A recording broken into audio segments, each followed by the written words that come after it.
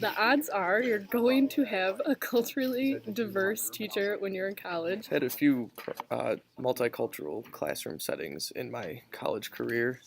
When you have a professor from a new culture, you have to go into the classroom with an open mind. You have to understand that you are going to learn about their culture and they're still learning about yours. I found it challenging that sometimes it's hard to understand what the teacher's trying to get across, and other times when you ask them questions, they don't fully understand what you're trying to say.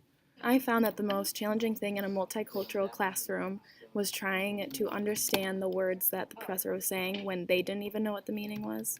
And so they'll be using different words with different definitions that you don't understand because they're not correct. And sometimes it's just people are afraid to ask questions too because it's just awkward at times in classrooms.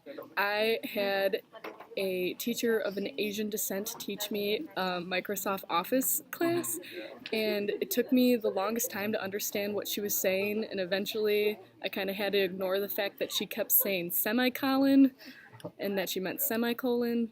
So my sophomore year, I had a math teacher who was from Poland, and he couldn't say perpendicular or parallel. He would say perpendicle and kind of run his L's together with parallel. Last semester, I had a teacher, and although we were the same race, we definitely had some cultural differences. We were explaining to him that some girl was a quote basic bitch, and he made us explain to him what that meant. And it didn't mean that she was like a mean person or anything like it kind of sounds. It just meant that she's like a girl that wears yoga pants and likes Starbucks like every other girl out there. I also had a teacher that was from Pakistan, and whenever he would talk to us at the beginning, we thought that he was kind of talking down to us and being rude. And then halfway through the semester, that we just kind of realized that that is how people communicate in his culture. You're going to have to kind of have different expectations because different teachers teach different ways, and from different cultures, they're going to kind of go based off of their cultural expectations and how they grew up and learned.